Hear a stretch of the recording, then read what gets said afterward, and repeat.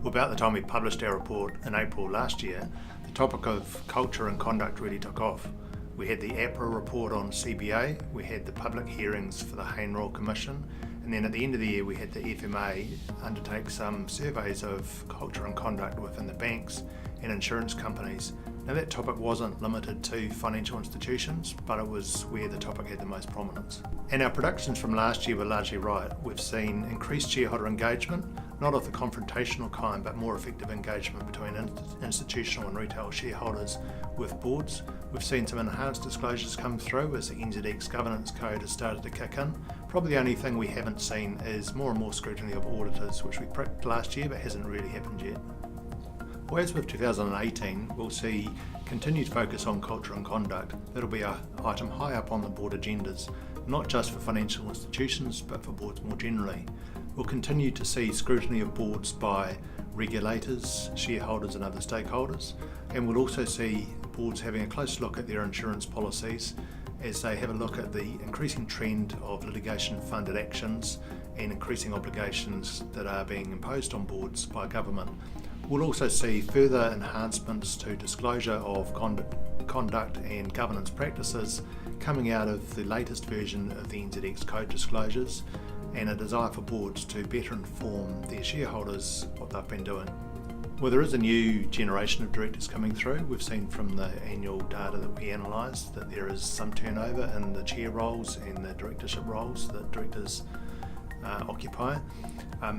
For example, the tenure or the length of service that directors have is progressively coming down.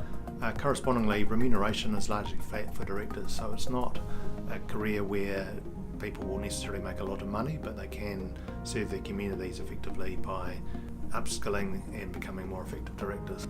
Two of the other trends that we're seeing is that there's increasing focus on the characteristics for directors to hold themselves out as independent. It's largely come from the updated NZX Code, which has a more nuanced set of factors that boards of listed companies should be taking into account in making those determinations.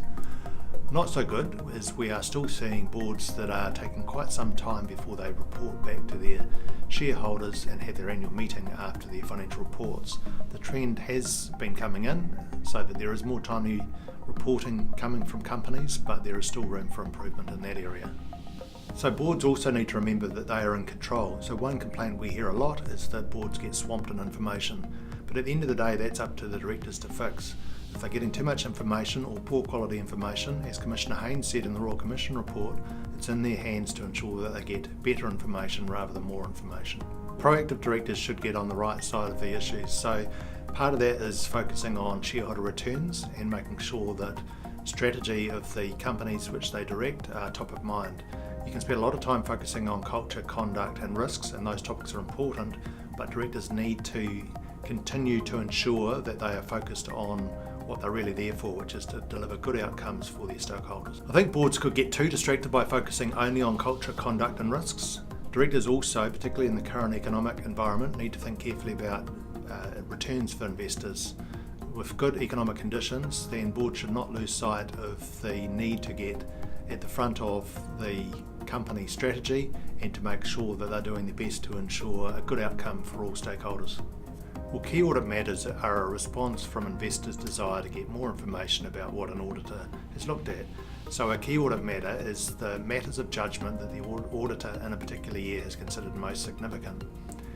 Unfortunately, some of the reports that have been coming through have started to see tendencies for use of boilerplate, but on the other hand, some of the reports are starting to look at different issues from the year before, which is encouraging because the idea of the regime was that the auditor would draw out in a particular year the matters that were of most concern or interest to them. We're also seeing this year the first time the regime being extended beyond listed companies to banks, non-bank deposit takers, insurance companies and others that take money from the public in a broader range of categories than listed companies. Well, two features stand out for me: the long-term investment horizon that the iwi communities are facing and the presence in the community that iwi directors have compared to most other boards. Directing an iwi organisation reflects that iwi have long-term investment horizons, and so there's a different focus on the long term, which is quite healthy for directors. Directors are also a key part of the community that is likely to run into their stakeholders in the supermarket as they are in a boardroom or a shareholders meeting. So it's important that iwi directors engage with their community, and that's a skill that other directors outside the iwi context could easily pick up and learn from. Oh, it's a good time to be a director. Economic conditions are good. There's plenty of opportunities to make sure that there are good outcomes for all stakeholders. I wouldn't focus too much on risks, and conduct and culture as an opportunity to make the most for your organisation.